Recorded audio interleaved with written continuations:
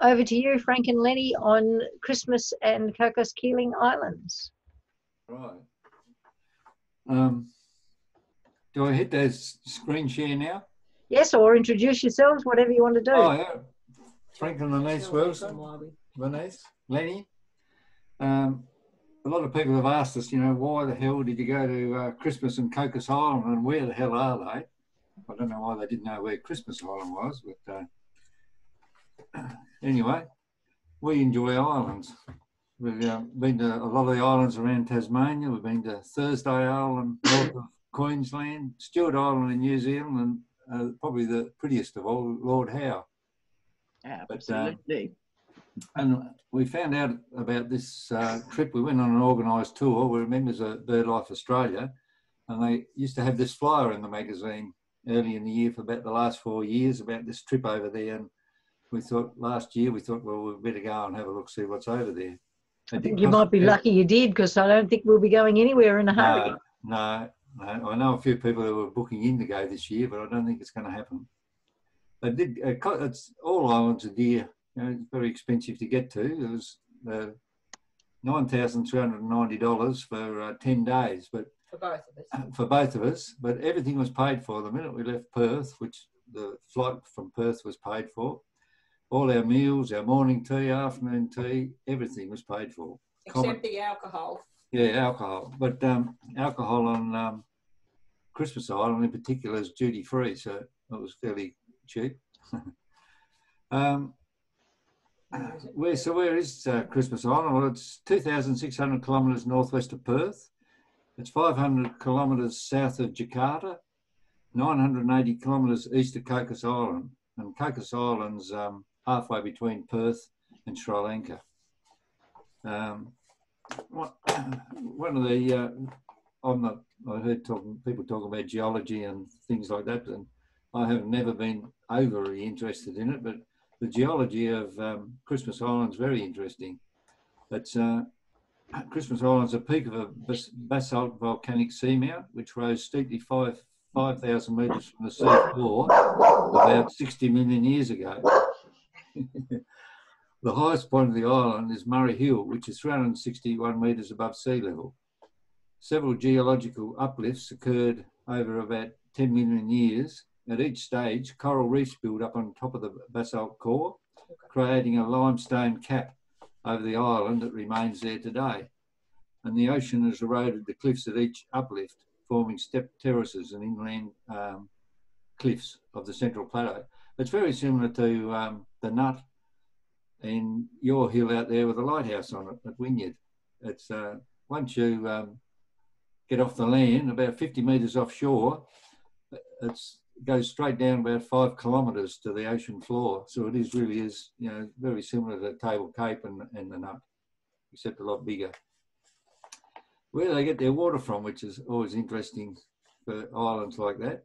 Christmas Island has a significant underground cave system, including subterranean water bodies that are connected to the ocean. Nearly all of the island rainfall goes underground to join a karst drainage system where it accumulates in caves and sinkholes at the interface between the limestone and volcanic rock. Some of the water then flows along the interface to re-emerge on the surface as springs. And I don't know, I'll go back onto the share now.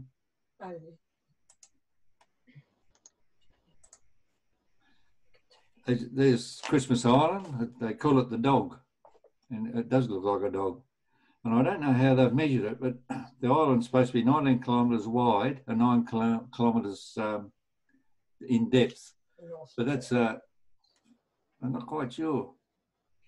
Those figures don't look right. The interest on the island for us, there's 23 different resident bird species, and they include 9 specific species of seabirds that are pretty well endemic to the island. There are 20 species of land crabs and 160 species overall. The Christmas Island red crab being the most prolific. They've estimated there's between 40 and 50 million crabs on the island. And everywhere you go, you can see the crabs. And there's something there I was going to mention there. Lost my notes. Oh. Mm. Did you see much attack by the mites on the crabs? The No, ants, I mean? Yeah, well, you can tell where the ants are. The crabs, the shore crabs that live on the land, they eat the litter on the forest floor, and it's rainforest, so there's a lot of, and they have deciduous trees too, and a lot of leaves and branches and goodness knows what fall onto the floor. Where there's crabs, all that is clean. You know, it's a clean forest floor because the crabs eat it all. But where there's ants, there's all this litter, you know, from the trees. Okay. And you really can tell. They are trying to work to get rid of the ants, but there's, from what we saw, I reckon there's a lot of areas there with those ants on them. So, Frank, you know, they call them crazy ants, don't they? That's the local common name. They came from where, you know? Southeast Asia. Well, I reckon they did. There's some in North Queensland too, Cole, isn't there? Not that I know, but possibly since it's a fair while since I was there. Yeah. Oh, they must be there now because we met a couple of guys on they came across on the same plane as us. Three of them from up Townsville way, and they were going over there for 6 months working on the, you know, trying to eradicate some of them. Oh yeah. Are they biting ants, Frank?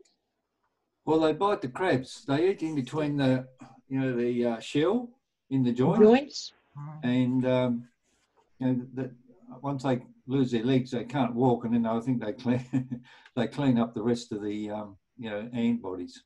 Yeah, you know, the meat in the ant. And the babies. And the babes. Babies are very susceptible. Yeah, the smaller crabs. Especially because crabs have to shed their shells, so when they're soft, they're really vulnerable too to the ant attack. Yeah. Yeah. Yeah. Yeah. Please ask questions as we go along. That's good. I'll just give you a little bit of the history. It has got well, to me, it was a very interesting history anyway. The island was first sighted in 615 by a British East India Company vessel on its way to Asia.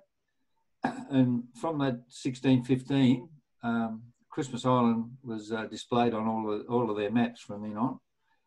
And there was a Captain William Miners from the East India Company vessel, the Royal Mary. He gave the island its name on Christmas Day on 1643. The next visitor was William Dampier. I guess we've heard of that name a bit. He gave an account of the landing in 1688. The island remained uninhabited for another 200 years, no doubt due to the extremely, extremely rugged coastline. There's not too many beaches on Christmas Island. That's all that limestone coast, and the rocks are very, very sharp. Terrible, terrible coastline. In 1880, a Scottish scientist, Dr. John Murray, he lobbied the British government to send a naval vessel to visit the island to get some rock samples for his research. And in 1887, 2 vessels visited the island and obtained rock samples from around the island, all around the island. And they returned them to Murray in Scotland. They proved to have phosphate of lime, a fertiliser that was worth a lot of money in those days. It probably still is too, but I don't know whether it's mined too much nowadays.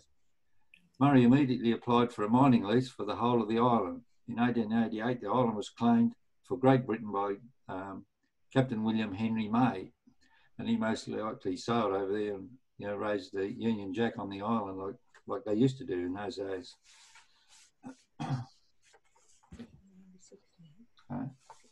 6. Lost 5. Oh, yeah. In 1888, George Clennies Ross, owner of the Cocos Keeling Islands, sent his brother Andrew and a small party of Cocos Malay workers to form a settlement at Flying Fish Cove to preempt any claim to the island's resources. He also wrote to the Colonial Secretary of Singapore to seek a grant of land on the northeastern portion of the island for the purpose of growing coconuts. And the northwest of the island was the only place suitable for a port. And I'll just show you that. You can see the whole island. And if you look up here, it is a sheltered little area that where Flying Fish Cove is now today, in here, and it really is the only place suitable for a port, because in the winter months they have the southeasterly trade winds blow constantly, and come summer they have the northeasterly. I'm not quite sure what they're called, but the winds come from the northeast the whole time, and waves crash along this northern shore. They don't last as long as the southeasterly trades, but during that time, it's very rarely can a boat get into that port. And they have got on this. The islanders have built a huge a boat ramp, very wide boat ramp. We didn't see anything that could probably be towed around there to go out there, but if there's an emergency or some urgent supplies, a ship will anchor off that side of the island, and they cart it to shore in barges. But by the look of it, it doesn't very rarely get used. So can I go back to the crabs quickly, Frank? Is that the only place they can come ashore? Because if there's steep cliffs and treacherous coastline, how do all the crabs get? Well, they do go come ashore all around the island. Over the limestone. But over that limestone, there's cracks, and it's pretty amazing, really, how they do get ashore. I reckon a lot get killed. They get washed off those rocks, I reckon. Yeah. But the Christmas Island red crab, which is, I think, the most most well known, I think, they all seem to go down to Flying Fish Cove. Mm. We'll talk about that a little bit later, but.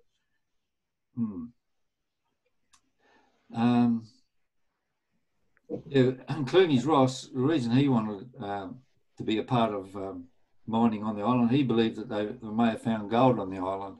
So that's why he was sort of keen to put a few people on the island. I can't, I'm reading. But you're talking to the people on the side. Oh, right, I see.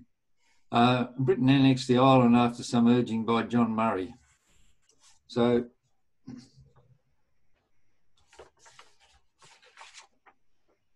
what are we up to?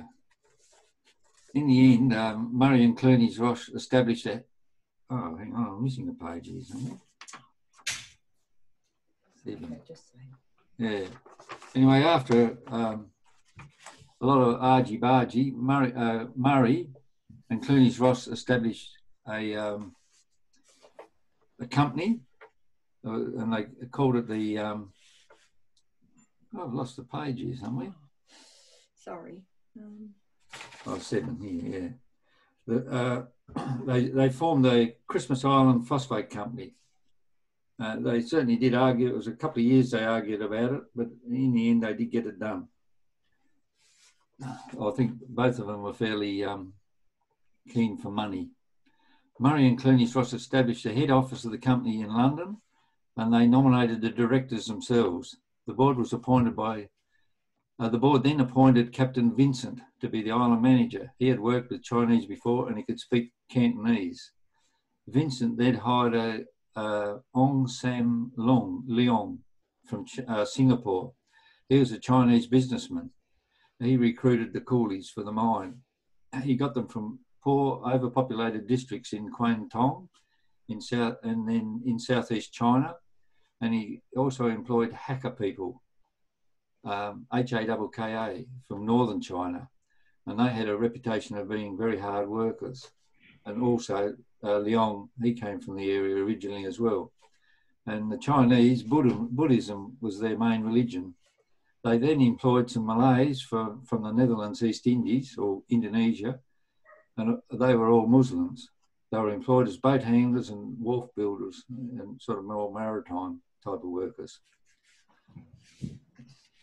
In 1898, the first lot of people to be transported there was 200 Chinese labourers, 8 European managers, 5 Sikh policemen. I'm not quite sure where they got them from. They arrived on the island to make up the workforce, supplemented by a small number of the Malays.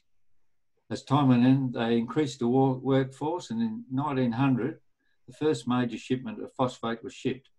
And by 1904, the total profit for the first 4 years was 1,196,215 Singapore dollars. I don't know how much that is, but it's pretty amazing, really, to start from nothing and end up making a profit like that within 5 years. The Chinese, the youngest of they called them coolies. There was 13, and then up to married men, so probably in their 20s. They had to pay for their travel from their homes in China to Singapore, and it was 20 Singapore dollars. Ong San Leung and company purchased, he informed himself, another company, purchased the debt, and this was to be paid out of their wages over the period of time. They were not to leave the island until the debt was paid off, and their wages were $10 per month. I presume this is all Singapore dollars, and free food, which consisted of polished rice and occasionally some dried fish, and they had lodgings. Not when they got there, I don't reckon. They had to build them when they had time. They were to work 9 hours per day and 6 days a week, and it was if there was an emergency on the island, they had to work unpaid overtime. And when a ship came in, that was called an emergency. So loading a ship, I would imagine, would take a lot of time too. Most of the time, the coolies worked 11 hours a day and 6 days a week. And before they started work, it was a 1 mile or 1.6 kilometres up one of these, up the side of the mountain, you know, or not, it's not really a mountain, but a very steep incline to get to their work area. So they certainly worked them pretty hard. And Ong, he was given complete control over the coolies' workforce and was paid on a monthly commission of tons of phosphate shipped from the island. And Ong employed mandors or foremen, and no of the hacker people that he'd employed from North China that to control the work gangs. And quite often they used sticks and you know, bamboo and cane and that to keep the workers on their toes. Ong opened a store on the island to supply extra food they could buy out of their wages. And the store also sold opium, and gambling was run at the store as well. And later on, it wasn't too much further on, he also set up a brothel in another building. Had it all covered. Yeah, he had all that's all they could spend their money on.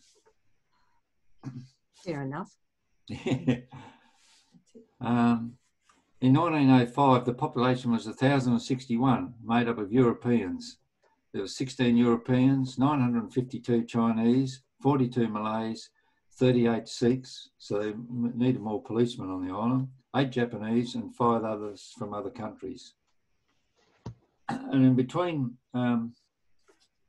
what's it like now, Frank and Lenny? What's the population breakdown now, apart from the asylum seekers? Well, probably about the same. Yeah, about 1,200, I think. Yeah, like around about 1,200. Still Cantonese, still Chinese, Malay, and Europeans. Okay. Yeah, not so many of the Europeans, but yeah, still about the same. It's about the population's about a third. Mm. Yeah. And there's a Clooney's Ross relative living in Wynyard. Is there really? Oh, Yeah. John Jermy, Di Jermy's husband, is of Clooney's Ross ancestry. Ah, he'd be interesting to get along for a talk then. Yes, yeah. Let us know when he comes to talk. Yeah, and while all that was going on, between 1900 and 1904, 550 of the workers, most of them Chinese, died of beriberi. They didn't have a doctor on the island under 1904, so it was sort of all out of control, I reckon. But the beriberi really came from the Chinese diet. They loved the polished rice. It was only the rich people, I think, in China actually used it. The others, you know, ate the rice with the husk on them, and the husk has got all the vitamins and minerals in it. So they weren't on the best of diets. And because they worked so long, there was plenty of birds and fish and that there on the island, but I don't think they had time for anything like that to supplement their diet. And not too many of the trees are edible. Like, you know, the fruit off the trees are edible there, I don't think. Or not that they knew of in those times. But that was probably one of the worst things that ever happened on the island, to lose that many people, you know, out of their workforce. In 1418, during the war, the phosphate mining, First World War, the phosphate mining was reduced dramatically, and they put the workers to work on a rail link from the settlement to South Point, which is quite a long distance, and it was all done by hand. And there's photos in that time. All the Chinese coolies used those cane baskets to carry the metal and put them in small trolley type things, you know, to push. So it was all very manual labour. So I no doubt the railway line that they built would have really helped them. And after the war, just after the war, there was a ship passing by, and they flagged the island to say that they had a package on board for them. And the package was a newspaper for nearly everybody on the island to read about the war had ended. And apparently, as you know, the Chinese and Japanese don't get on too well due to the Japanese probably invading China and ruling the place for quite a while. The Chinese kissed the paper, all the papers, as they, you know, each one did it apparently.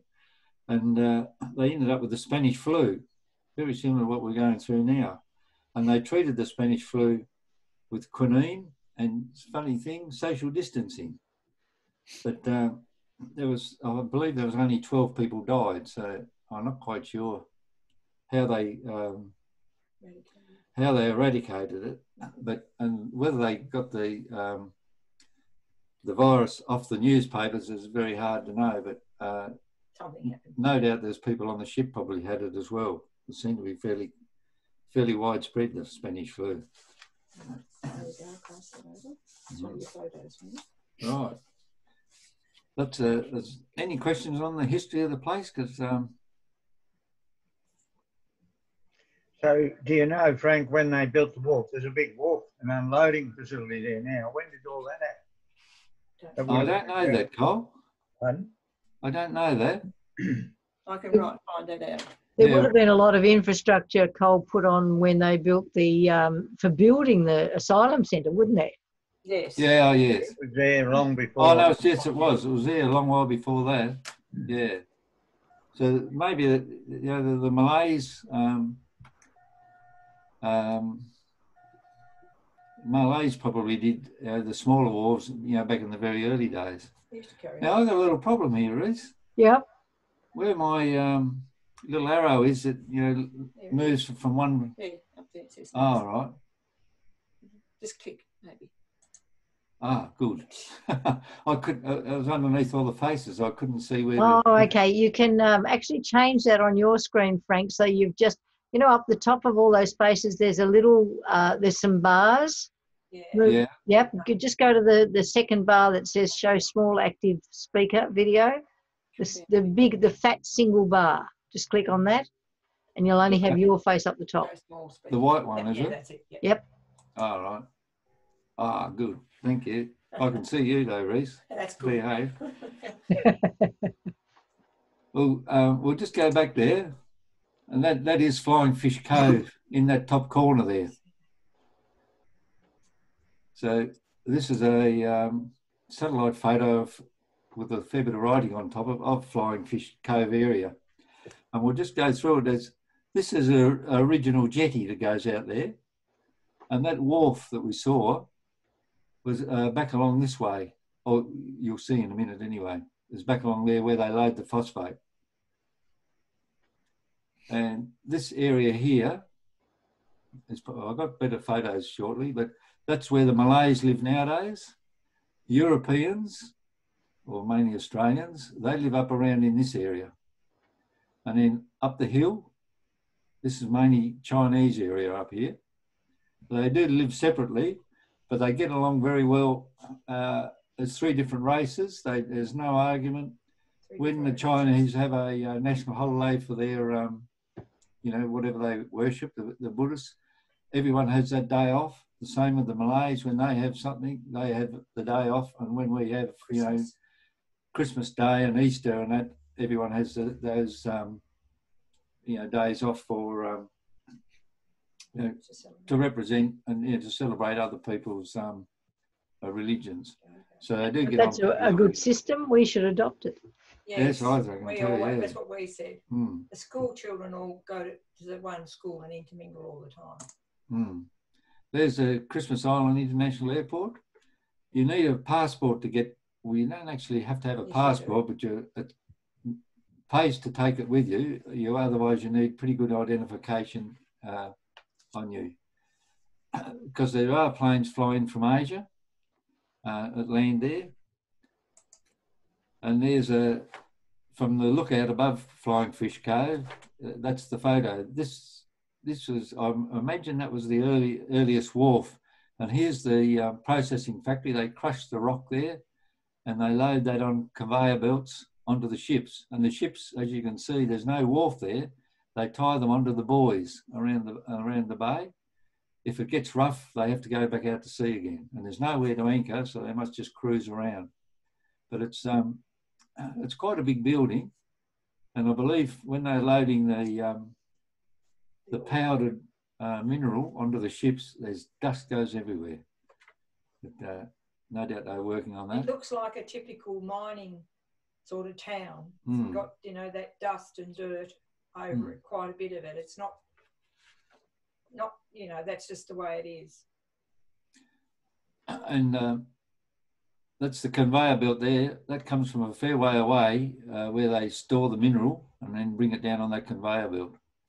There's the English or the Australian quarters around there, and that is the road going up. As I mentioned earlier in the geology, there's those steep ridges, and this is the quickest way for the road to get up to the Chinese area. Frank and Lenny, did you get any indication of the viability of the mining? How much longer they expect to be able to produce? Well, no, they said it could shut any day. A lot of the island now is because of lack of resource. There's still a lot of mineral phosphate there, but it's what they're doing now is going through all the tailings from all the different areas, and there's still a lot of that piled up that they're working on, and there's still a lot of shipment. But I guess it's one of those things. It's probably too expensive to get out of the area. Like a ship's got to come in, and it could be ages before they load it. It's probably a cost nowadays. They're not actually allowed to mine any new phosphate. They have to just process what's left as tailings. And so that's been in since the Hawke government, so it's been a while. And so why is that, Lenny? Why aren't they allowed to process new stuff? Well, I assume because the island would disappear. Well, there's a good reason. And it's... Mal's got something to say. Oh, sorry. Yeah, Mal? Yeah, my understanding is from Incitec in Newcastle is that chemically produced fertilisers have taken over the market, so there's a limited market for phosphates, mined phosphates now. Yeah. And another factor is that those phosphate deposits are covered in rainforest, which is pretty unique with a lot of endemic species and so on in it. And Hawke, in his wisdom when he was in power, put the kibosh on mining new areas, I believe. That's right. Yeah. Well, they've rehabilitated nearly all the island. You can still see, fairly big areas, where they finished mining, but that's probably where, all the seconds have, been stored. That's our accommodation. That was our accommodation. It was really clean and neat. It was all we wanted, really. It's nothing flash there. No, very nice. So there's no resorts anywhere on the island? We'll show you a photo in a minute. Yeah. One. Yeah, there was one big resort. That's the mob. That's the group. It was probably the biggest group they'd had, and we had 5 guides. And each day we went, around the island doing different things. And 3 of them are actually Tasmanians, work with Parks and Wildlife Service. You might recognise him. That's Mark. Mark. And Sue Robinson. Those two are Tasmanians, and Mark went for the presidency of the Tasmanian BirdLife this year. Mm-hmm. And this guy here, he is British, but he's been here in Tasmania for about 5 years now. He actually worked for 12 months on Christmas Island, and he's now in our remote firefighting section of Parks and Wildlife. Yeah, really, everyone was really good. All the guides, there's another guide. And this lady here, she runs a company that organises the tour. And I think she also works for the Christmas Island Information Centre. That was a bit of a shock when we got there, but there again, when you thought about it, they don't have to drive very far around the island, so you could probably afford the diesel. And we might as well talk about the, what do they call it? The dead dog in the room, is it? The elephant. The elephant in the room. That's better than a dead dog. That's one of the, well, we saw 3. These are very fast vessels employed by Border Force. And I'm not quite sure what they're, other than, you know, intercepting illegal immigrants on unseaworthy boats. I'm not quite sure. There's not anywhere where they could load anybody or anything like that onto the boat. So I'm not quite sure what they do other than try and turn people back. They must sink the boats, I reckon. Well, it could do, yeah. But they're apparently very, very, very fast.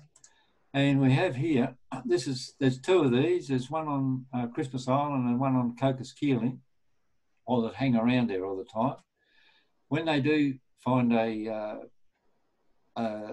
illegal vessel that's unseaworthy and they can't send them back, you can just notice on the back of the boat there's a brand spanking new vessel, little like either built in Vietnam, or I think they said maybe yeah, we don't know exactly, but Vietnam was one name mentioned. I think the other one might have been New Guinea. But they lift that into the water. They get the unseaworthy boat and sink it, put all the people back on it and send them back to wherever they come from. And so they give away one of those little boats each time? Yeah, each time, yeah. But how big are those boats? Apparently, big pardon? How big is that boat, the little one? Well, probably only 30 foot, you know, like a normal little Asian fishing vessel, really. Yeah, it's not very big. But they, there's no one coming now from Indonesia. All the people who are coming now come from Sri Lanka, apparently. This is what we were told on the island. And do you recognise that barge? It used to show, you know, when there was a lot of people coming ashore, they used to sit them up on top of this thing. They go out and pick them up in this barge. It's the only way. Yeah, the refugees. It's the only way you can get people back onto the island. And they push that along this jetty, pick them up with that crane, and then dump them on the other side, lower them into the water. This boat was anchored offshore. One late one afternoon it disappeared, and then it was back in port the next morning. But this little beach here is the only beach that you actually can walk and get into the water and have a decent swim. But apparently the diving around that area is absolutely fantastic. And this is the detention centre in town. When what are the name of the people? The people from Billawheeler. Yeah, the family. The family from Billawheeler are being housed in that place. I think they arrived just when we left. But the big detention centre they don't use. Now, this is where that's the administrator of the island's dwelling live. And someone died when we were there, and I can't remember who it was. It was last year, but they had all the flags at half-mast. All the different nationalities. Yeah. Yeah. And everywhere around where there's been someone's died, or there's, you know, some specific site, the Chinese or the Buddhists have got these sort of buildings all around the place. It's pretty amazing. And this is up in the Chinese area, up on their level. Lots of stuff. And that's out of, I couldn't get that to go at the end of the my list of photos, but we had breakfast there on the final day with the administrator. She's the administrator of the Indian Ocean Islands, I think it's called. Very nice lady. We had champagne for breakfast. Yeah. Duty free, of course. And at Christmas Island, that yacht, the first day we were there, headed out to sea on his, no doubt, round the world trip. And a couple of these, I had to get off the internet and Shutterstock. I had to borrow one of his. But this is looking, just our accommodation was just along here, and that's looking back towards, or looking back west along the foreshore there. There's a few shops here, a couple of them shut. The chemist and supermarket and that type of thing are around the corner. And this is the Malays' accommodation. There's two big blocks like this. And you can see here the kids getting ready to go to school. They've got an absolutely magnificent school. And, very, very brainy kids on that island. The post office. Beautiful stamps. Christmas Island stamps are quite renowned worldwide. Mm. And we did buy some and sent them to our children. One night we had a meal here in the Poon Sang Club, and it was perfect Chinese food. It was absolutely magnificent. And I've got a picture theatre. And there's the Chinese accommodation. Yeah, that sort of, let's go with them all around the world, I reckon, that type of clothesline. And so it's only the Australian European section that's actually individual houses. The others are apartment buildings. Sort of. Well, yeah. Most of them. I reckon they're probably the workers who still work for the mine. Yeah. I'd say the Chinese, up in the Chinese part, they had individual houses, but they also had these apartment blocks. Oh, okay. Yeah.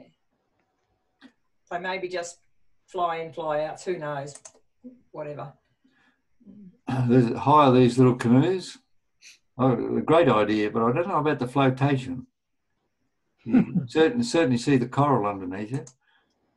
And probably the worst building on the island was the supermarket.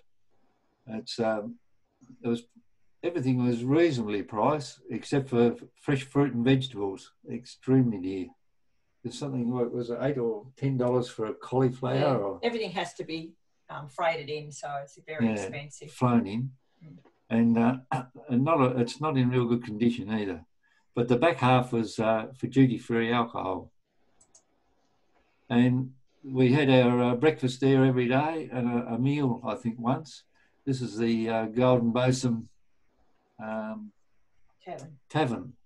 It was a beautiful view overlooking the ocean. It was absolutely beautiful. And of course, the temperature there, 16 degrees at night, 18 degrees during the day, 26 degrees at night, 28 degrees during the day, and it was all year round. Didn't matter which way the wind blew. Very humid though. And there's some accommodation, Reese. Oh, right. Yep.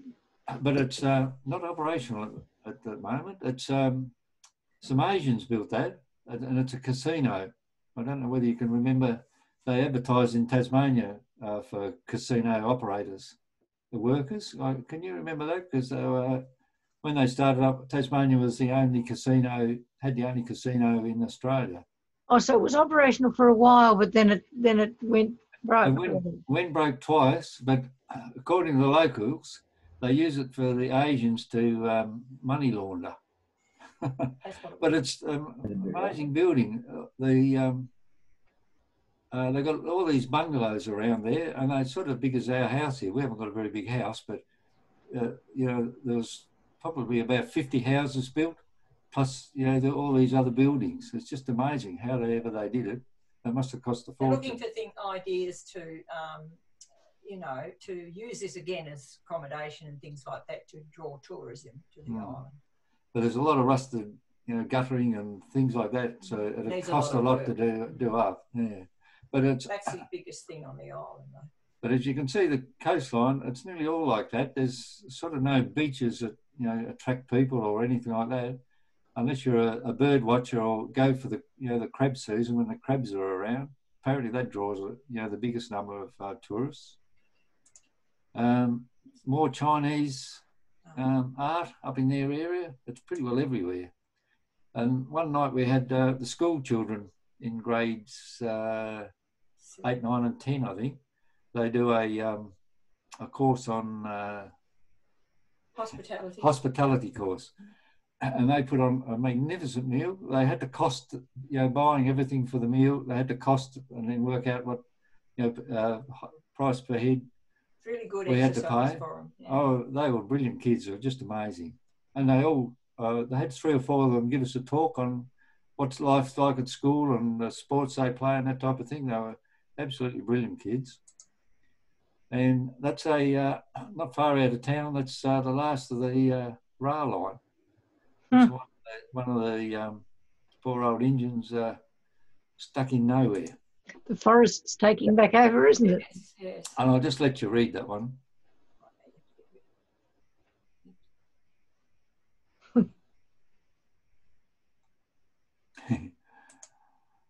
And this building here is now the museum, and it's an extremely good museum, really.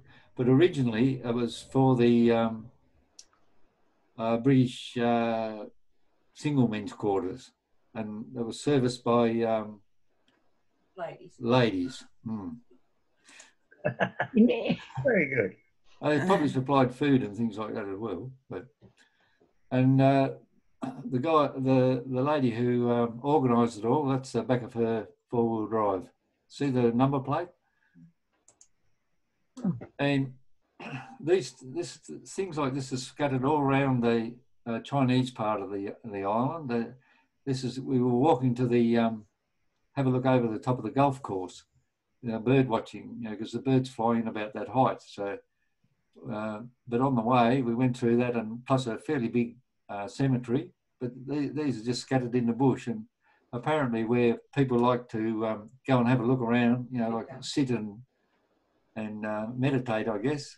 That's where they put their bodies. But that's the golf course. We were there in the dry season, but they're thinking about having an international golf tournament there, but I'm not quite sure whether that would attract too many or not. Hard to say. So, what's the rainfall, do you know, Frank and Lenny? Huge amount, during the wet season, they get a hell of a lot, but it's pretty dry nearly all the time. Although we did get a few showers, didn't we? There was a few dark clouds came over from the southwest, southeast. So it's dry tropics. It basically has a very clear dry season. But they certainly cop it, I think, during the wet season. Yeah.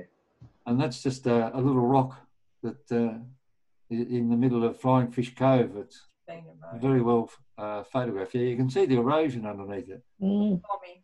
Yeah, a little bommy.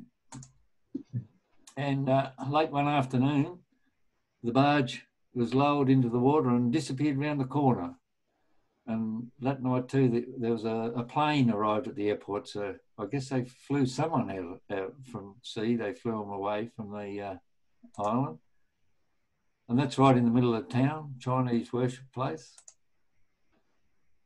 And that was at the airport when we left. And this plane, and I'm not quite sure, but a lot of the locals seem to think some people get flied directly back to Sri Lanka too. So that's probably why that was sitting there. I was wondering, did you have any sense of secrecy about all of that, the barge going out, the flights in at night?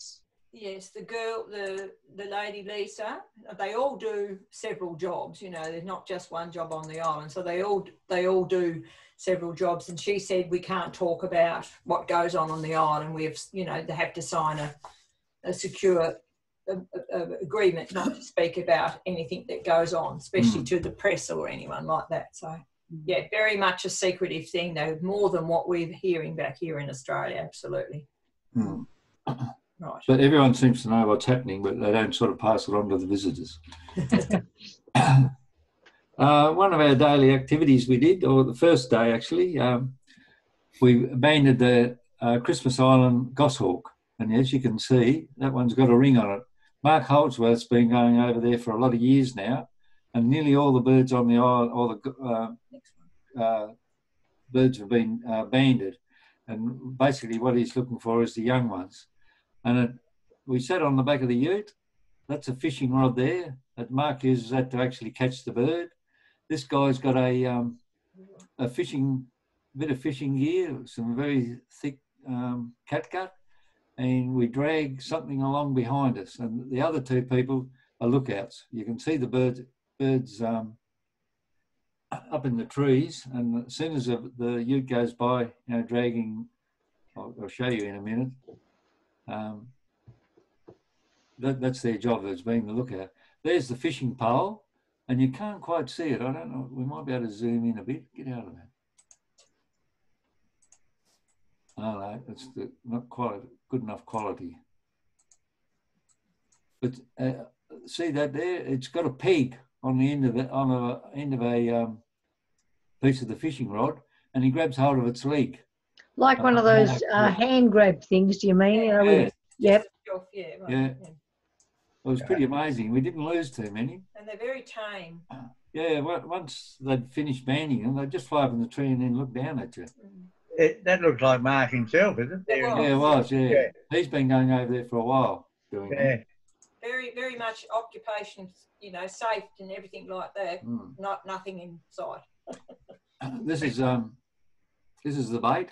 He cuts the bear's arms off, and next to goes the legs, and a bit of electrical ties, the black ties, electrical cable ties.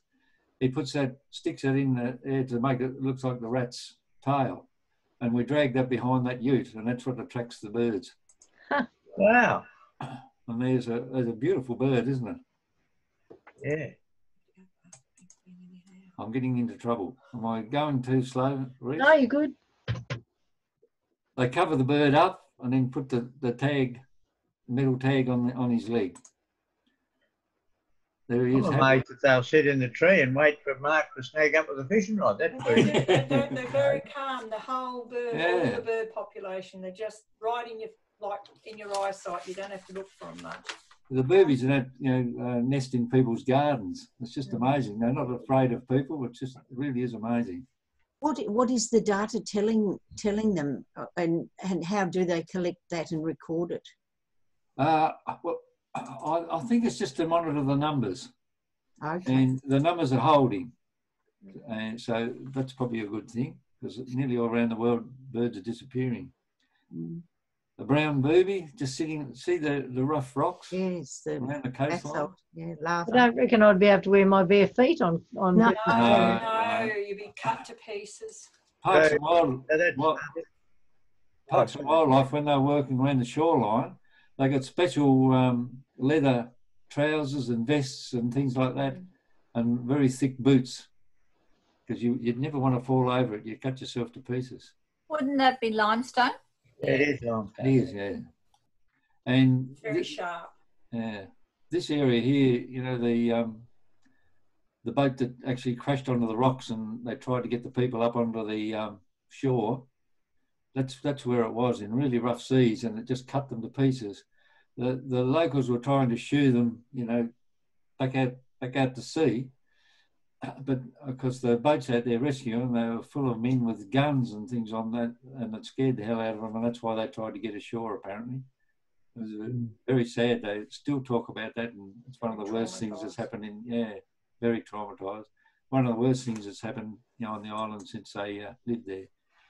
We were banning the red-tailed tropic bird chicks the next day, and that's Sue Robinson. She's Dr. Sue Robinson from Tasmania. Beautiful big bird. chicks, aren't they? Someone Very lucky girl. Yeah, got to hold the chick, cover them up in a so they couldn't see what was happening, and then she banded them in the same way. But they're everywhere. This is in front of some houses, just on the foreshore. Just amazing. Nest in anywhere where they can get. Now that what those birds are doing? Well, they're sunning themselves, aren't they? Yeah. There's two types of seabirds apparently. There's chooks and there's ducks. The chooks, the frigate birds, can't land on the water. They haven't got the oil, you know, the oil glands that other birds have to waterproof themselves.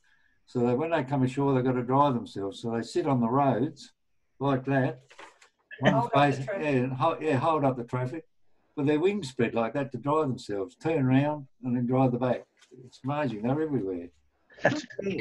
But they look quite deformed, don't they? The way they do, yeah. Well, we couldn't make out what they were. But the ducks, the tropic birds and boobies and golden bosoms and that, they have the gland and they all catch their fish underwater. But these blokes, they chase the birds around, make them spew the fish back up and catch it in midair. And we saw that everywhere. It's just amazing. Very hard to photograph, though. Oh, by the way, all these photos are taken with my mobile phone.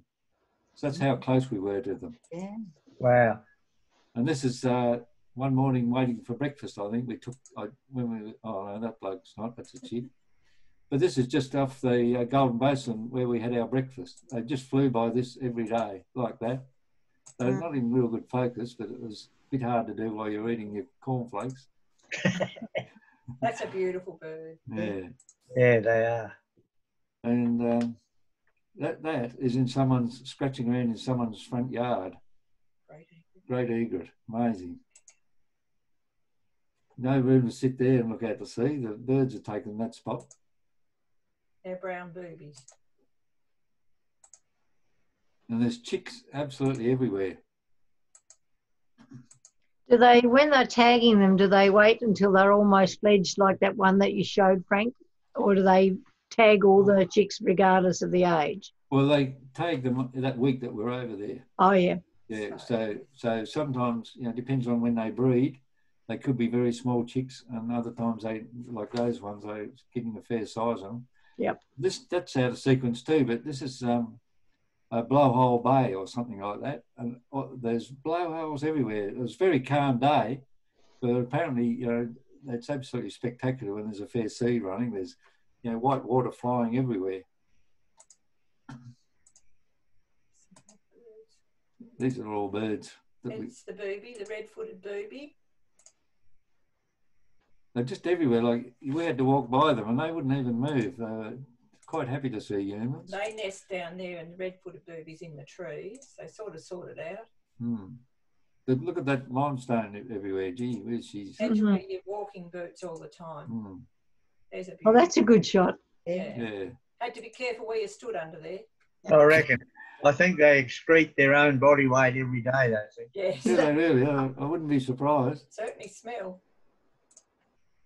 There's the, I was really keen to get a photo of the Golden Bosom, and this is up in the lookout above Flying Fish Cove. And I saw them, and they nested in the cliff face along there, but none came close enough. But well done to get it. Absolutely beautiful bird. Yeah. Long tail. And some little penguin. Yeah, they were one of the introduced, I think, little birds. I forget what they were called. And we were now in a area. This is they got a bit of a nursery for sick or injured birds, and that was one of the goshawks there. Frigate bird. I'm not quite sure what was wrong with them, but they got well fed while they were there. And this is outside. Now, once the frigate birds see them feeding the birds in the cage, they fly around the whole time. And they, just to show us how good of flyers they were, they threw a bit of the, I think it was fish they were feeding them, threw them up in the air, and not one of the pieces of fish reached the ground. They could turn in a size of a 5-cent piece, and fly back and get that bait before it actually hit the ground. They were amazing. Everywhere you went, there were birds. Yeah. But not as many birds as crabs. And that's a photo of the golden bosun. And that's its colour. A beautiful bird. They are. Joe, are they a tropic bird too, or? Yeah, all of them. Yeah, they're a version of the white-tailed tropic bird. Yeah. Okay. Golden morph. Yeah. We did, like I said, we went with different people doing different things, and this is one of the one afternoon we all went to this place and helped the school kids go down here and do scientific experiments. They onto this particular beach. They pick up all the plastic and then try and identify what it is, and they've been keeping records for over quite a while now of what plastic's there. They weigh it, and we estimated we picked up 1/2 ton of plastic off this beach. That's after. That's before, Oh. and the other one was after. Yeah, that's awful. And that was after we picked off this area. But you just it's just amazing, and that's in the middle of the ocean, and Cocos Keeling's got it too. It's just amazing how much plastic's around. With the Christmas Island, it only comes into this beach, this particular beach, because of probably the limestone area. But this is us. Yeah, we had to manhandle it up there and then cart it to the cars or the four-wheel drives. Oh, crikey. That's after. Yeah. Well, that's the same photos we started with, just to go back, just to, just see such a beautiful place with so much rubbish. And you can imagine how small the plastic's got to. What happens to it once it's bagged up? Well, I'm not quite sure what they do on Christmas Island, but Cocos Keeling, Denise will tell you about that when she gets to her talk. It's shipped back to Perth at great expense to the islanders. Christmas Island's got a huge rubbish tip. So whether it goes there or not, I don't know. With the research you're doing, is there a major source? Does it mostly come from Sri Lanka or Southeast Asia? Do they know? Australia as well. We're not let off. We're not exempt. Yeah, okay. It's mainly Asia. There's plastic toothbrushes, bottle tops. The top of the milk cartons. The plastic top. They don't seem to disintegrate in the water. And thongs. Fair few sunglasses. Amazing stuff. Oh, wrong way. There you go. The other thing that Christmas Island's got is a freshwater mangrove area. It's not that big, but there's only 2 of them in the world. And I'm not quite sure where the other one is, but unfortunately, it was dry as a bone when we were there, but it was just amazing to see if you're into mangroves. That's the flower, falls off the tree, lays on the ground, grows roots on one end and stands the thing up, and then the seed pod up, and then starts growing. And there's a part of it. And I would love to have seen it when it was wet, but it was bone dry. Yeah. Lots of crabs there, as there is everywhere. And we're the brave souls who walked down there. She was fairly rugged. That's one of the Christmas Island pigeons. And apparently they became a fair in the 1900s. It was a fair bit of their diet eating those things. Those crabs, these are robber crabs. All the crabs seem to come in different colours, except the Christmas Island crab. He's definitely red. And that's are any of the land crabs edible? Oh yes. They are protected because it's that's really why they've got the area as a national park. But the robber crab actually eat coconut. They pull the coconut apart and eat the insides of the coconut. And apparently they do taste very nice, but how anyone knew that, I don't know. But that's how we had to walk to get down there. Wow. I ruined my pair of walking boots while we were there. Wow. I'm not quite sure now. I think most of those sort of things are finished. Oh, yeah. Other thing, the frigate birds, because they can't land on the sea, and I'm not quite sure where the other birds eat. This, am I going too slow? This is one of those freshwater outfalls at sea, and the frigate birds, we were there for a while, and there was a couple flying through there all the time. They drop their bottom lip and just soak up that fresh water. Yeah, cool. And they've got a market garden in the island, and this is their water supply for it. Not very nice, but I didn't get a photo of them drinking out of that. But look at the birds around there taking their turn to fly in there. Quite a few of them, when they dug their bottom jaw too far into the water, they basically sunk and couldn't get back out of the, If they can't get themselves out, they die. Yeah. Yeah. Okay. I've got all I've got now. Oh, I better go. Show the crab. I'll go through this quickly. I have been talking too much. This is Christmas Island art. Just around in Flying Fish Cove, most of it. But a lot of this is used in their art. Lots of things, you know, inside the buildings. That's pretty specky. That's their little library. Out of all the rubbish, make a lot of art out of that. A bit like Lord Howe Island, they do too, don't they? And go to the crabs now. And the crab bridge. I don't know whether you've seen photos of this. There's those crabs, Joe. There, yeah. Yeah, that's a Christmas Island red crab. They take the babies, they put them underneath, you know, the little flap underneath their body, and they just before Christmas, the highest tide, they all are, particularly down in Flying Fish Cove, so there's millions of them there. They drop the babies into the ocean, and then a couple of months later, the babies sort of come back out and back onto land. Can you tell me how big these different ones are? I hope I've got photos of them. I'll just show you. But the big robber crabs are as big as a basketball when they fold themselves up, so they're big. But this bridge here has been all because there's so many moving, you know, during their migration.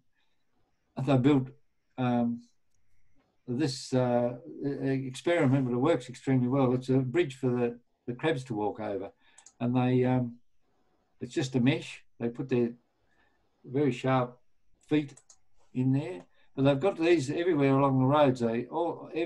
Every drain underneath the road has got some of them there to force the crabs to walk towards the drain, and this one here forced the crabs to walk to that bridge. We think part of the A-team was the people that we were with. Yeah, and other things that are on the island. There's a crab. That's a Christmas Island crab. Yeah. They can grow as big as your hand and bigger. And that one there, I do know his name. He's a red-eyed crab. A few signs like that around the island. And there's one of the robber crabs. See the size of that. Pinch your hand off, fingers off. Yeah. He's a big crab. Freshwater one. Freshwater crabs, yeah. Only lives near the waterfall. Yeah, the waterfall wasn't really brilliant the day we were there, but apparently there's a lot of water comes down there. What else did I have? Oh, this is their famous beach. I'll just show you this one quickly. Dolly Beach. Lenice went there. I thought I was going to have a swim. Yeah, this is their swimming beach. It is a nice looking beach. That's a turtle hole that they dug, nest or whatever, and that's a shell of a young turtle she found. But that's where you're supposed to swim. I didn't swim, needless to say. But it is a nice beach to have a picnic on. And there she is. Check out the shoes you wear to the beach. Yes. Pretty rugged walking in. I think that'll have to do me. The rest of them are just the rest of mine were really just birds and that in the bush and you know what the island was like. But any questions? Yeah. Any questions before I finish? Drop that down. I'm sorry, I was late getting in, but I didn't. I don't know where Cocos and Cocos Keeling is. Okay. Well, Lenice is about to tell you where that is, but it's halfway between Perth and Sri Lanka. But, and in relation to Christmas Island, then, where is it? What did you say? 800 km. Cocos, do you mean? Or it's about 2,600 northwest of Perth, 500 south from Jakarta, and 980 kilometres east of Cocos Island. So it's, and it's Cocos Island is 2,930 k's from Perth and 2,850 k's from Sri Lanka. Yeah. Right. So, any other, have a stretch. Yeah, we've just got to swap set chairs. But yes, but Christmas Island, they're searching for how they can keep their population there and how they can employ them. It's going to be a battle for them, I think. A couple of these have been downloaded off the internet too, but this is a little photo of the airstrip on Cocos Island. The people live along this side, and that side's into the lagoon. But the same thing, once you get out above the reef, that drops down 5 kilometres down to the ocean floor. Everyone want to have a stretch and wriggle? I'll try not to be too long. No, it's good. It's good. Take what it takes. Christmas, Cocos Keeling Island is a lot different than Christmas Island. Cocos Keeling is a true tropical island, so it was a totally different experience for the two things. So it's in the Indian Ocean, like we said, 900 k's west of Christmas Island. It has 2 coral atolls comprising of 27 tiny islands, white beaches, palm trees, lagoons and coconuts. 3 main islands. If you can see this, what Frank showed you, the West Island here, it's where the European people live. And over here is Home Island. Before we went, we couldn't imagine how we'd even be able to go over here, what sort of vehicles, but there's a ferry.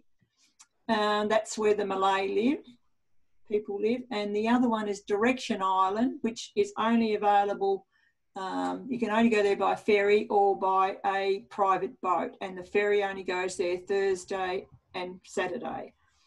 The supermarket and the school, little hospital, shopping area, the accommodation is all on West Island. You can stay on Home Island, but it's very restricted sort of thing. And the Malay people have that's their own place.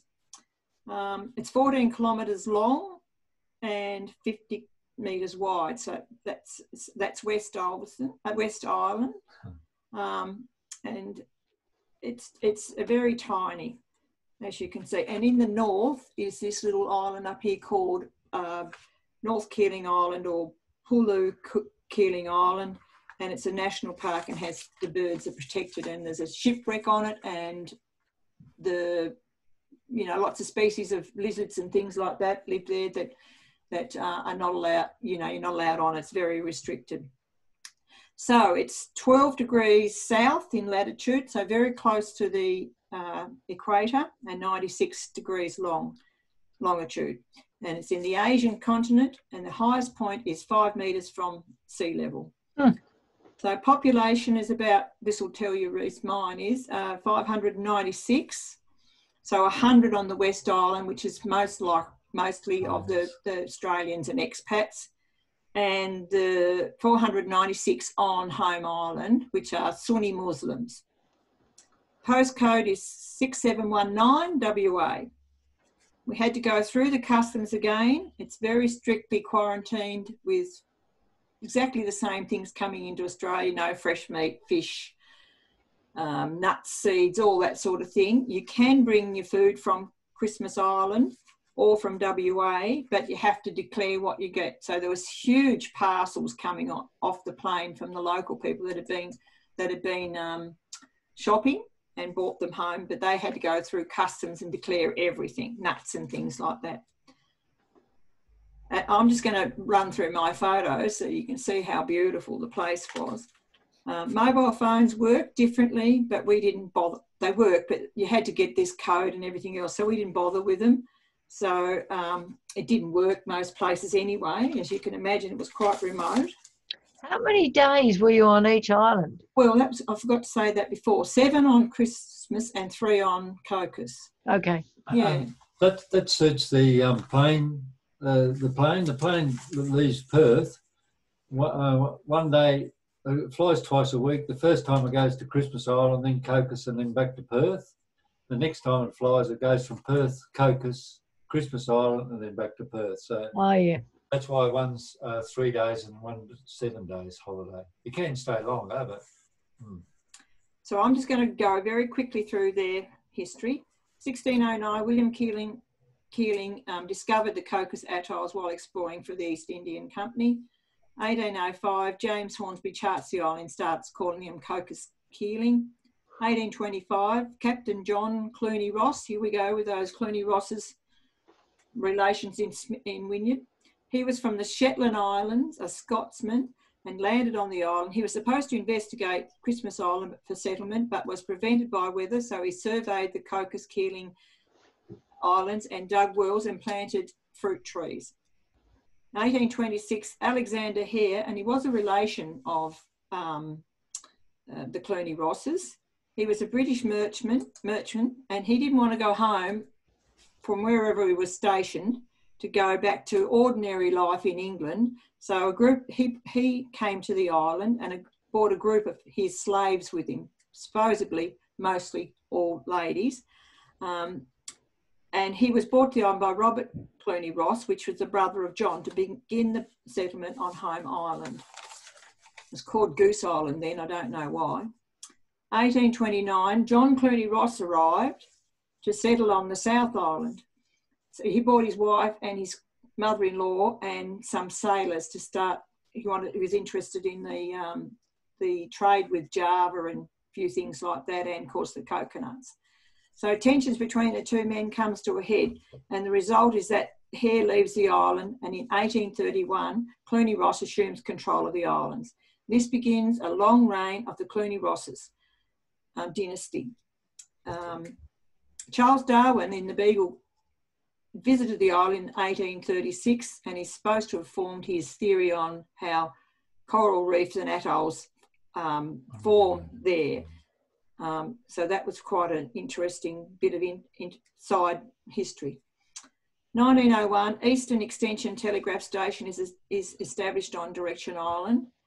A wireless station is also enlisted to communicate with passing ships. In 1966, this ceased to operate. 1914, at the Cocos Cable Station, it was attacked by a German raider, the Emden, and very quick thinking by the one of the wireless operators sent out a signal to say to the got a signal away, and the HMAS Sydney, the one that was famously lost for all those years, was in the area, and so he came and attacked the Edmund, and that was defeated, and it ended up being the shipwreck out on the North Keeling Island. Oh, about the crew. Oh, no, I haven't got time to say that. I think it's pretty amazing.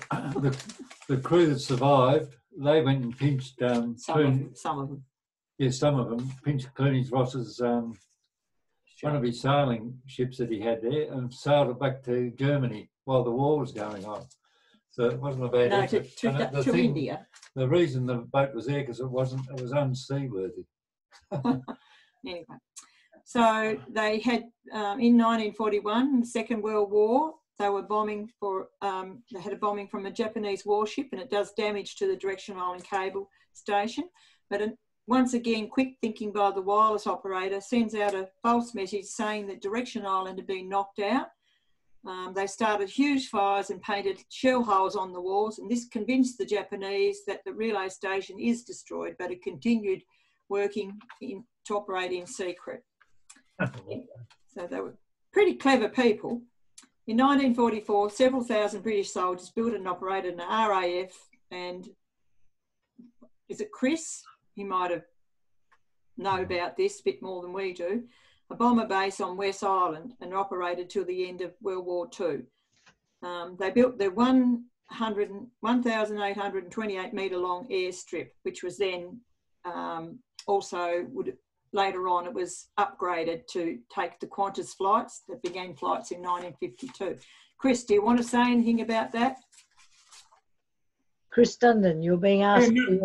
Not particularly. You're pretty much right. I think the double Sunrise aircraft used to fly over via Cocos to Sri Lanka during World War II in the Catalina aircraft. That's right. Yeah.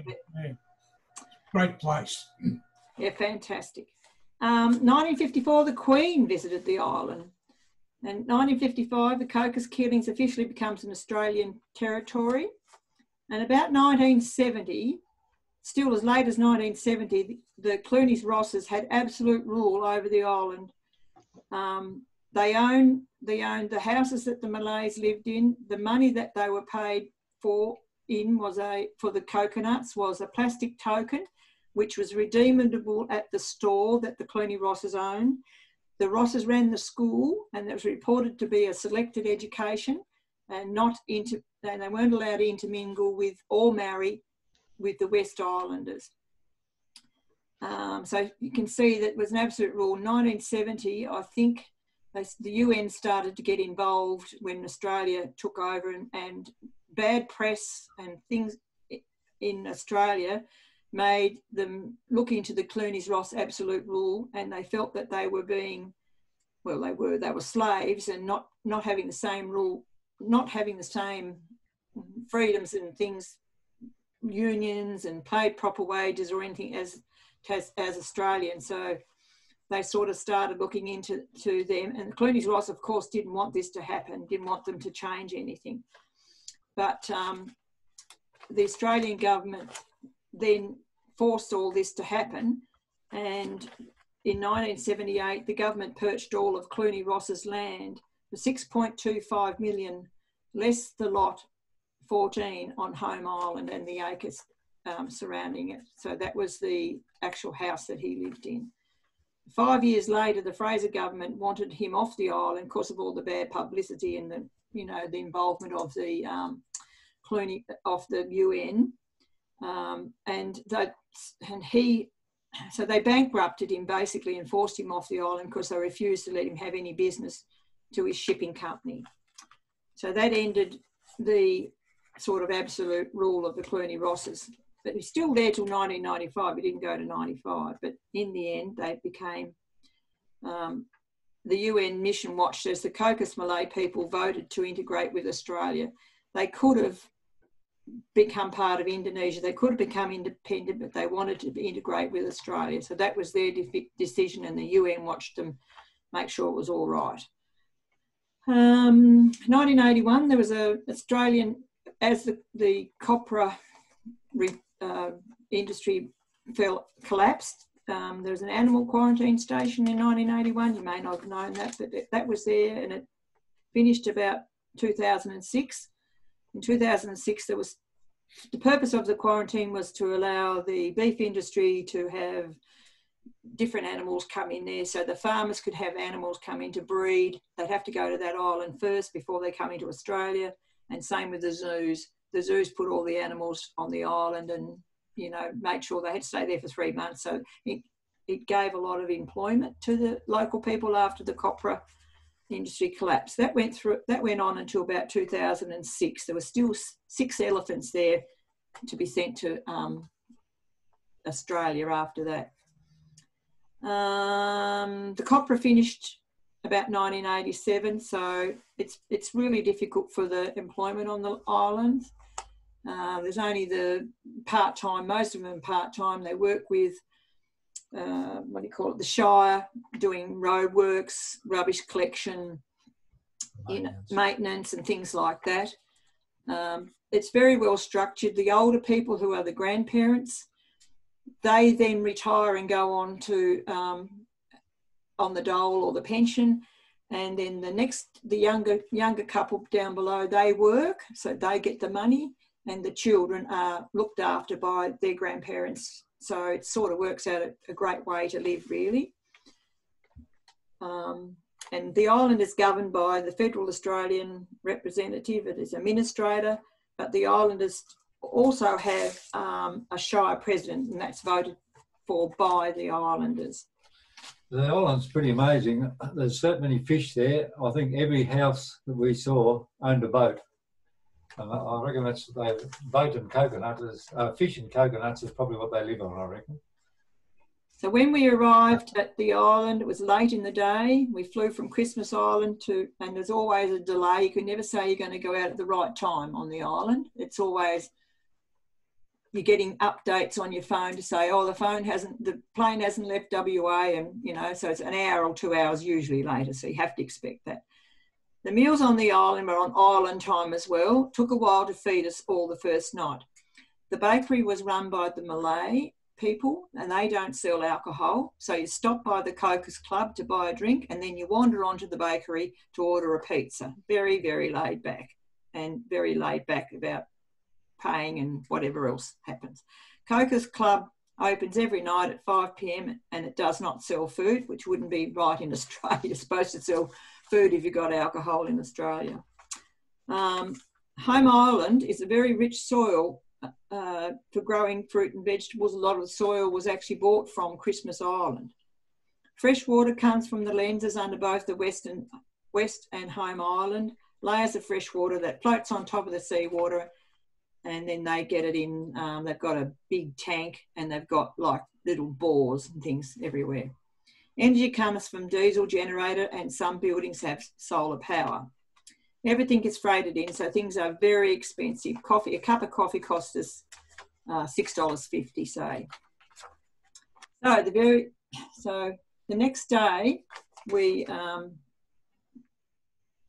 thought we might be having a bit more relaxing time on this island, but we were up at 6 o'clock the next day for a motorised canoe tour, which was such fun. And breakfast. And we went across to the southern islands. So we had fun watching everyone, as you can imagine. A lot of people hadn't actually driven motorised canoes or an engine before, so it took a little while, Cole, to give them a bit of instruction, as you can imagine.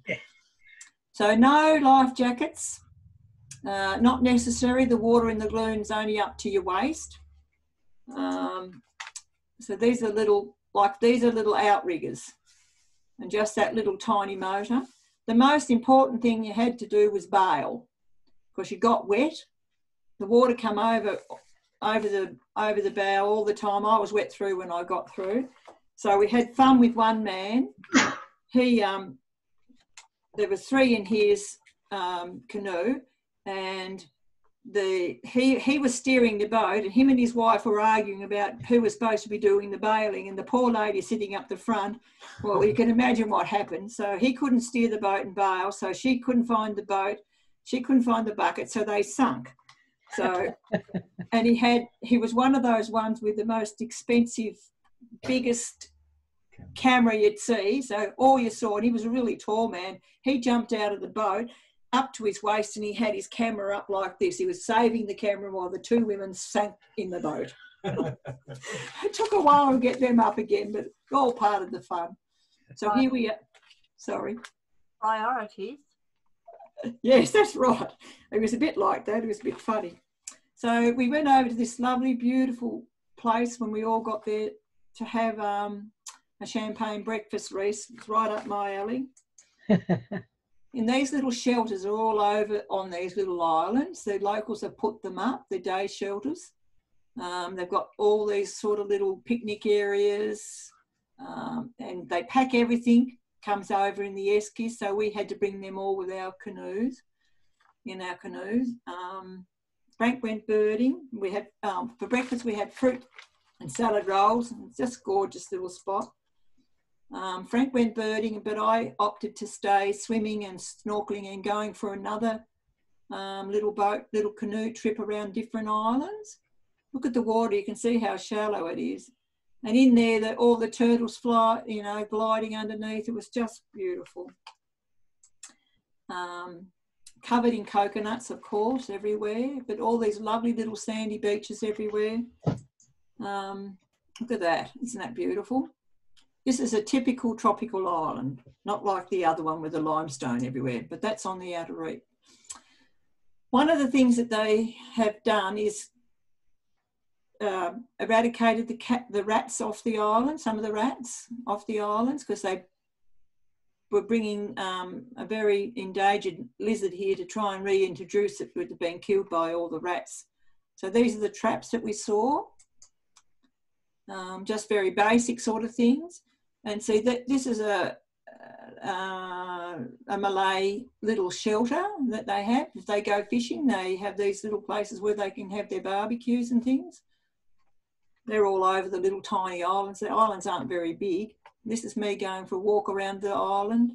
No rubbish. See that? No rubbish inside. How did the, Lenny, how did the rats trap work? Did they, go on. Well, they fell into the buckets, basically. What, They must have had something that attracted them up? Yeah, they had bait in there. Right. Yeah, and then they just fell into. I think they, you know, I'm not real sure to tell you. Pretty well cleaned the islands up. Yeah, they haven't. There's not many left. Yeah, so I walked around all by myself in this gorgeous place. And then on the way back, we went to another little island where Frank got in and snorkeled and just. Do you want to tell that story? Well, we were on the eastern side and got our snorkeling gear on, no flippers or anything, just jumped in the water, and the current with incoming tide sort of floated us right round this island and came back and docked us on the beach on the other side. So it was just amazing. And there was no coral or anything because we were inside the lagoon, but there was thousands and thousands of you know, beautifully coloured tropical fish. You know, like, it was amazing.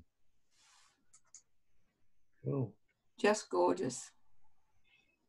A little bird there, but we weren't really concentrating on birds on this place. This is Frank's beautiful photos, aren't they lovely? Very lush, very shallow, very warm. Water's about 26, 29. The weather, the day temperature goes from about 28 to 26. So it's pretty hot at night, but absolutely beautiful. When we came back, we went to, so we were back about 11 o'clock or something. We motored back. And then we went to this, what's called a Big Barge Arts Centre. You can see up here, some of it's been built with recycled timber that they'd found on the island. Yeah. That's the big barge. Yeah, that's the big barge. This is a young girl called Emma Washer. She grew up on Cocos, Keeling Island and went away for schooling and completed an arts degree. She came home for a holiday and has been there ever since. Emma and her dad rescued and restored an old working barge to be used as his art gallery. The Clooney-Ross family had the boat built on Home Island and it was used as a ferry and to collect coconuts. Her dad loved working on all wood and restoring things. So it took 8 years to get it to this stage. And the community was involved in dragging the boat across the island to put it on her land and helping with the restoration as well. And it's now considered a community hub. And they hold outdoor movie sessions there and art shows. And this is some inside her. Inside is beautiful. It's all the lovely, as you can imagine, the coconut, the tropical colours. She does also do textiles, and most of her art's done out of recycled rubbish that she finds around. That all the people have got boats, and everyone she might say, I need some green thongs this week, so everyone finds green thongs and brings her. So, you know, it's a community effort, really. Beautiful. Some of the artwork was just beautiful. This is one of her, she was a sculptress. This is one of her driftwood sculptures. She also makes driftwood furniture to sell. I don't know how you get it off the island if you're in Australia, but anyway. This is Frank, and he's all standing on his tropical island. This is her earring she makes out of the thongs. See how the thongs are cut into little circles and that, and then she also does this photographing and putting it onto textiles for, you know, bags and things like that. And that's a necklace that she's made. The next thing we went to this beautiful giant clam place. It's a farm.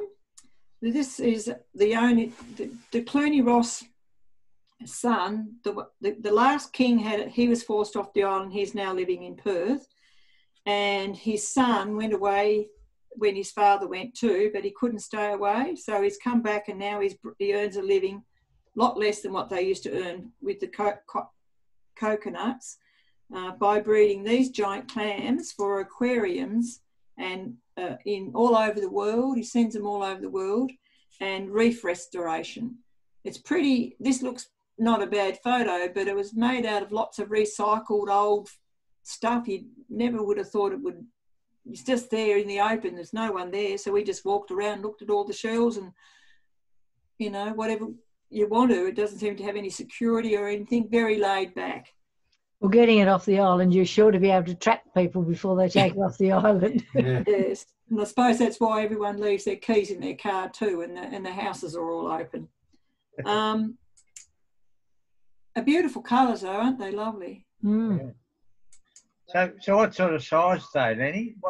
Huge. Well, they're the little ones, but the bigger one, this one was a fairly big one. So I suppose like a dinner plate size sort of thing. That's what he sells. That's what he sells when they get to that stage. Yeah, okay. Yeah.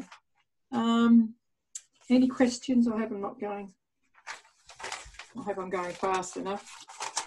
Lenny, are there any refugee boats going to Cocos Keeling?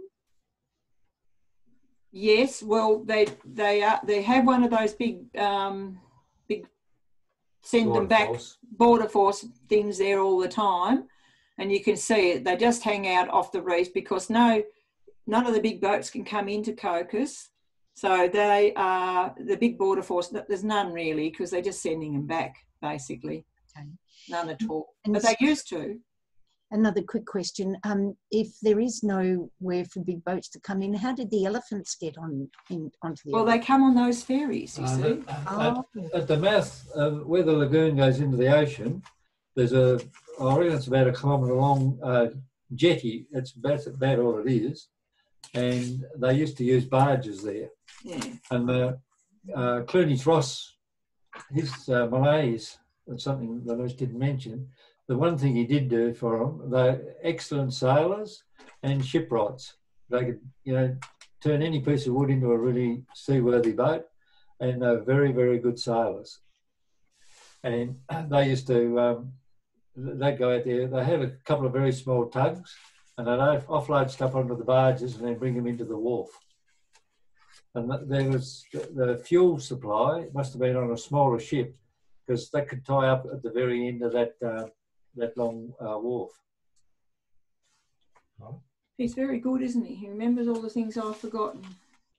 When you were talking about the reef going out and then dropping off, how far does that reef go out before it drops off into the great depth? Okay.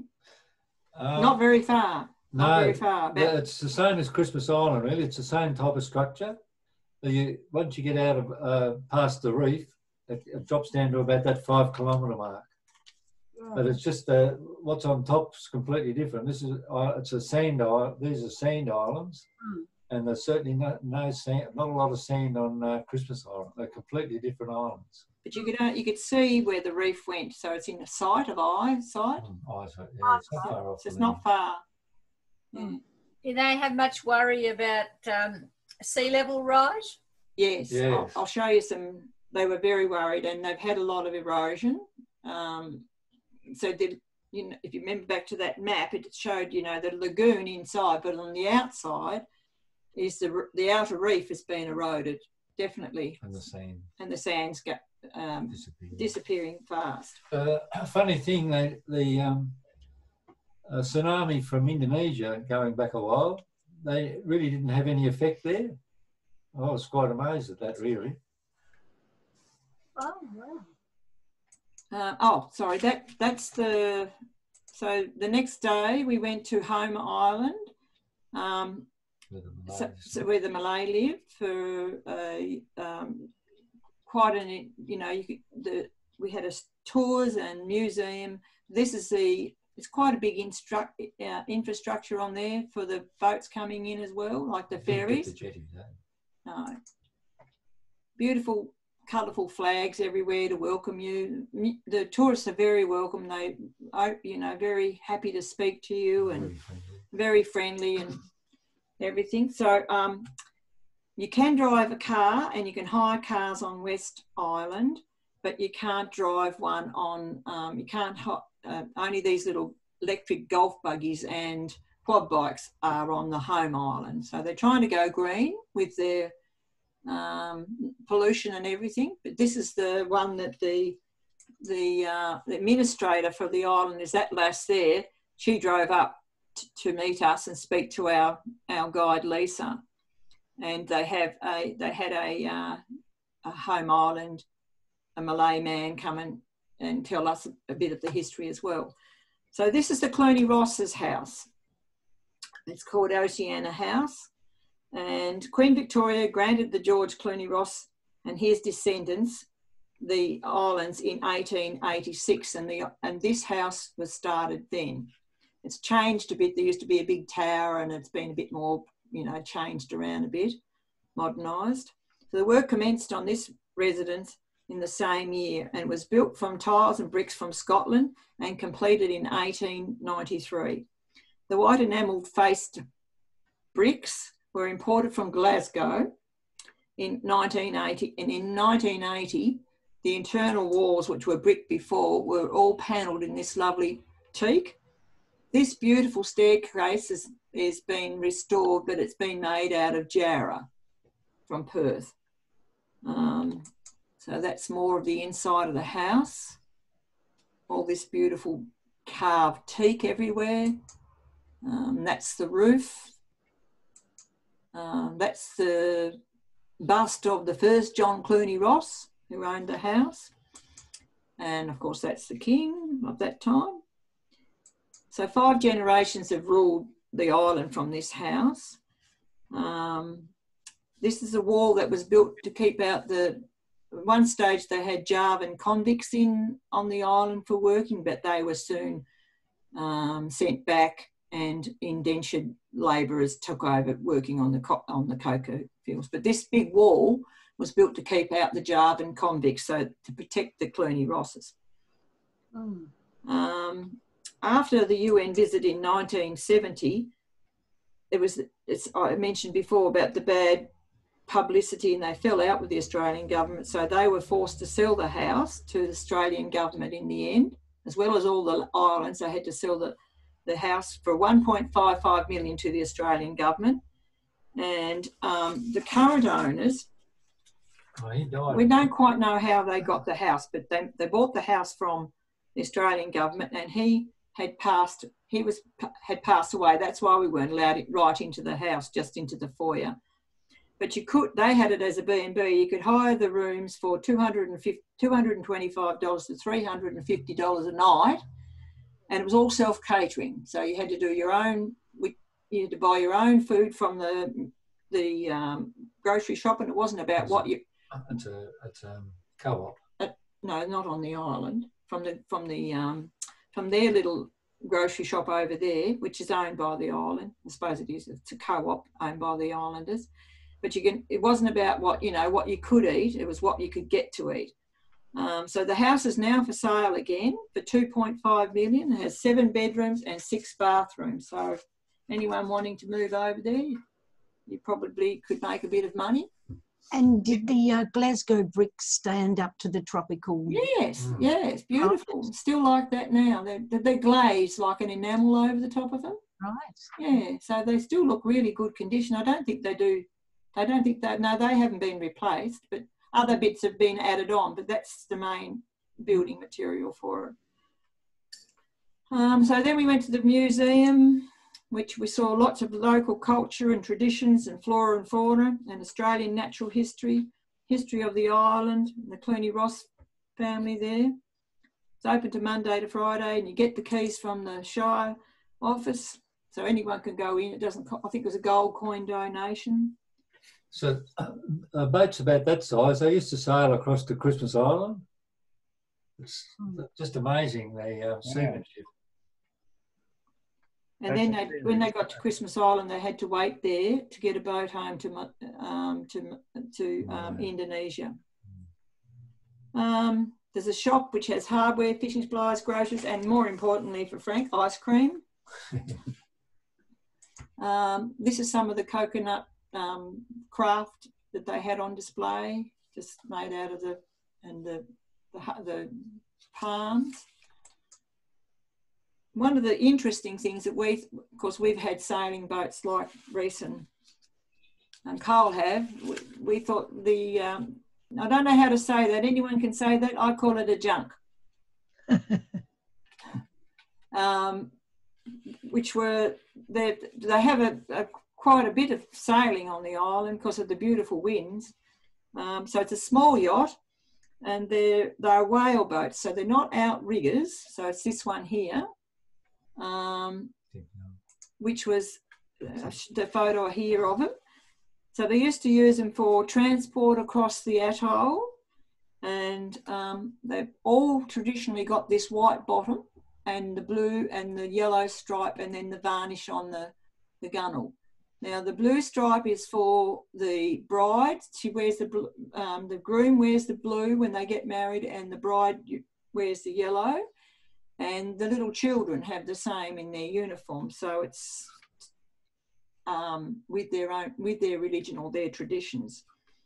So it has a single detachable steering plank, a rudder, and one mast. So this was used for transporting people and coconuts. So they used to go out really early in the morning by themselves, cut the coconuts, take it back, sail it back to the island, and often be sailing at night when it's really by stars. They did a wonderful job. It was also used for hunting and spearing fish, and catching booby birds, which is not allowed anymore, and net fishing, which is not really encouraged either.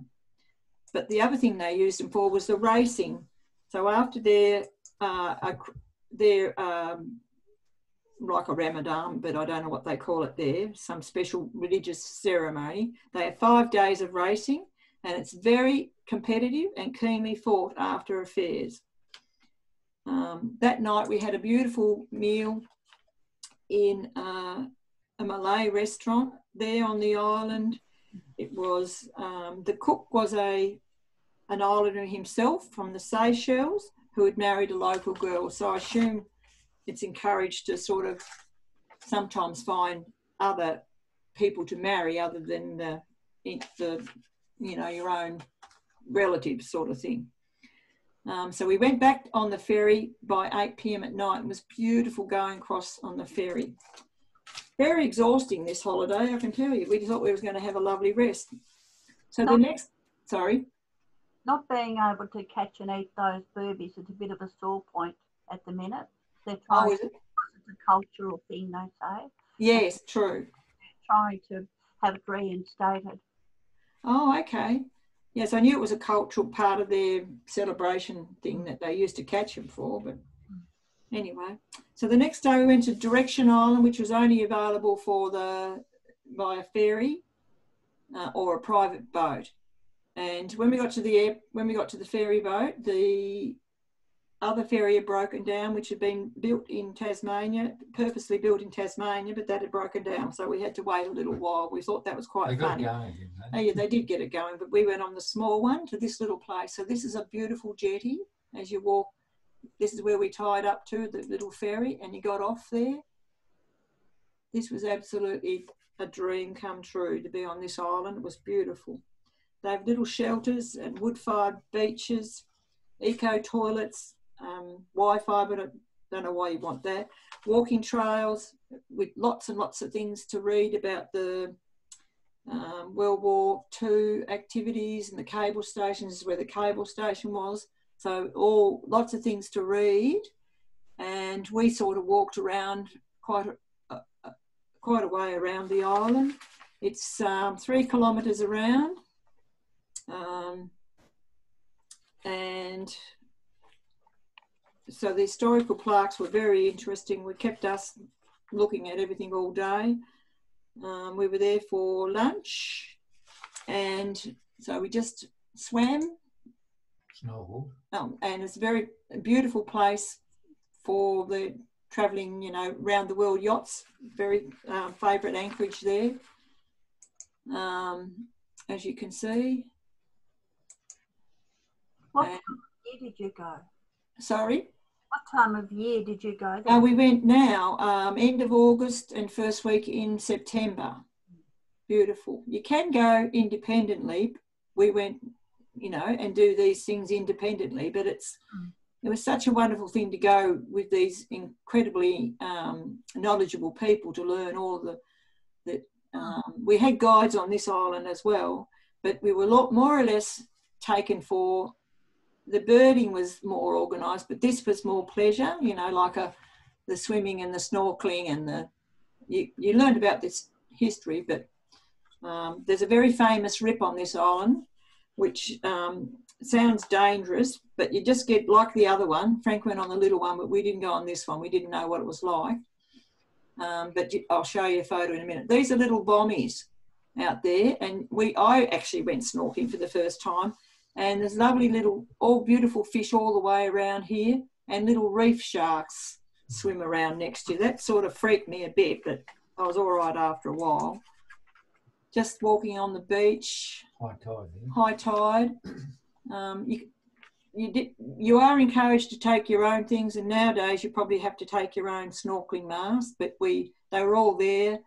Even my shoes, I got my shoes, my little reef shoes from the lass, Kylie, that owned the motorised canoe thing. She said just drop them back the next day. There was never any, you know, trouble to help us out. And that was to the, I don't know what direction, but that one end of the island, west. And on the other end of the island, direction islands, this little place called Prison Island. And obviously it said it was twice as big as that. So that's the erosion from the sea. That's what's happened. It had a big hill, or a hill, and a prison on that. But that's only half the size as it used to be. You can walk over there on low tide. From Home Island or Direction Island.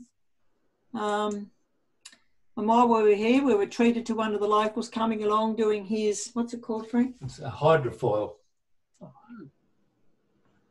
Pretty cool. Very noisy, can you imagine?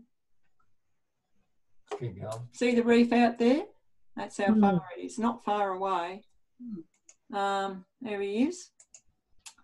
The bird life on Direction Island was just as tame. This is a little white tern. Baby. A little baby just sitting there. Just let everyone take a photo of it. It's calm as anything. The parents were coming in, feeding it, not a trouble. Now this is the endemic. This is the famous endemic Cocos buff-banded rail. That's Sorry, Cole. It's incredible that bird has got there. They're considered to be poor flyers, but they've spread themselves worldwide in the Pacific, various remote islands, and obviously that one has been there long enough to start to speciate, I'm told. Yeah, it's a subspecies, so yeah. Look, it's a beautiful colouring. Hang on, you can't actually see the colouring. It wasn't good enough photo. This one is absolutely magnificent, speckled. Yeah, gorgeous. And he just walked around, and the guy with the big camera rushed up and took a big, you know, he got the first photo, and everyone else had to sort of wait back before so he could get his best shot, you know. Very much excitement when that happened. So is there much of a population of them there, that species? Oh, I think they were nearly extinct, but they're on 2 islands now, and we only saw that one, but he was very tame. Yeah. But on that outer island, I forget what it was called, where the North Keeling. No, North Keeling. Yeah, North Keeling. There's a fair population out there, apparently. Okay. So they brought them back. Yeah. Yep. And this is on the outer reef for you to have a look on the other side of the island. That's just a reef egret. But see, did you see? This is the difference. So the lagoon's on this side, and this is the reef on the outside. So you got that limestoney sort of pebbly, no vegetation type on the other side of the lagoon. That's just to let you see the other side. And of course, the white terns were above us. You could just see all the birds were so beautiful, and of course the rubbish was everywhere on this beach. But and on the outside of the on the outside of the beach, not on the inside, because the local people are very meticulous. If they go over to these beautiful islands, they take all their rubbish back. And as I said, it was 2,000 kilometres away for a recycling plant, and it's expensive container journey away. It costs $14,000 per container of rubbish to be sent to Perth for recycling. And say they had aluminium cans, that they would probably only get 5,000 for that when they send it to the recycling thing. So it's a very expensive for the islanders and Australian government to help them clean up the beaches. But every bit they clean up, it stops it from breaking down into those small, you know, micro plastic that gets into all the birds and things. So they do a great job. The Shire has issued 2 recycle bins per house, so the waste can be stored and sorted at the source. Some waste is incinerated on Cocos, Keeling, because there's no landfill on the island. The glass is crushed on the island and used for the road bases, and they're sort of really doing such a good job. It's just constantly washed ashore, and they've been there and done an estimation of 414 million pieces of rubbish weighing 238 tonnes could be on that island. That's what you can see on the islands on the outside. But they hold, you know, clean-up days, and they're as happy as anything. Lots of chooks on the island everywhere, because the home islanders have them. Well, they're not supposed to keep them, are they? Because these are wild. These are wild, though. They're everywhere. It's nearly 12 o'clock, so you winded up. That's the erosion. That's near the airport. That's near the airport, so that's what's happening. That's the reef out there, and this is the little bit of the lagoon, and they call that the back lagoon. And so they fixed all the Australian government fixed the airport, round the airport, but not where the locals have their beaches. And that's another one. Yeah. Shot of the beaches, and that's our 2 lovely guides, and they cooked us a beautiful meal. And I'll just go through this. This is us leaving this gorgeous place. There. Finished. Wow. That's an amazing photo, that one, isn't it? Yeah. That's the home island. Yeah, right. There. So, okay, can you stop sharing then, Lenny, up in the top? Yep. Just to see if there's any general questions. Oh, if you right up the top in red. Oh, yeah, red. Yeah, got it. Thank you. Whew. Any questions? I forgot to show you this. This is one of the little projects they've got going on the island. Oh, okay. They're drying the coconuts now to sell. Cool. As powdered or just as... No, it's little chips, coconut chips. Right. Some chilies, some lime. Ice cream, you can buy that on there. They're making that as well. So, any questions? Well done. Do they have any farms? Do they grow any vegetables then? Only they have got one on the home island. They do, but see, there's only sand, so there's not much. Everything's imported, really. No, they do grow quite a bit. They grow their fruit. There's a bit of fruit being grown on the island, and there's people have had things, but they're looking into doing more, apparently. Lenny, you said that they were heading towards being green. Were there a lot of solar panels and other infrastructure that helps them to reduce solar panels? Diesel? Yeah, solar panels, but no wind farms, I don't imagine, even though the trade wind blows all the time, but that would spoil the beauty of the island. I don't know, they wouldn't have enough land anyway. We were asked to respect their nationhood over there on home island. We weren't allowed to take any photos of their houses or anything like that, much or the people themselves either. But that was a quaint little village. It's sort of like, you know, a town village here, all set out in streets, in squares.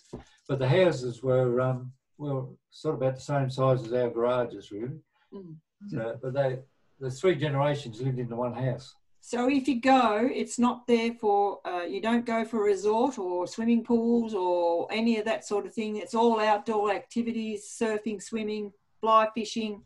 It's all about that. And the infrastructure there is about like St Helens, if you all know St Helens, about 1950s. So that sort of thing. So not much for tourism, if you sort of think like that. but there's plenty of things to do. Sounds perfect to me. It does. It was. We don't want it spoiled. No. I think the irony back in the early 70s when Whitlam decided, after the pressure from the UN to give them more freedom, there were people from all over Australia going to places like Nimbin to live the very lifestyle that the people were living on Home Island. So it was all a bit of a puzzle to me at the time. Yeah. Well, thank you very much for listening. We probably took a bit too long, but anyway. No, that's good. That was lovely. Thank you, Lenny. All right, I'll stop recording and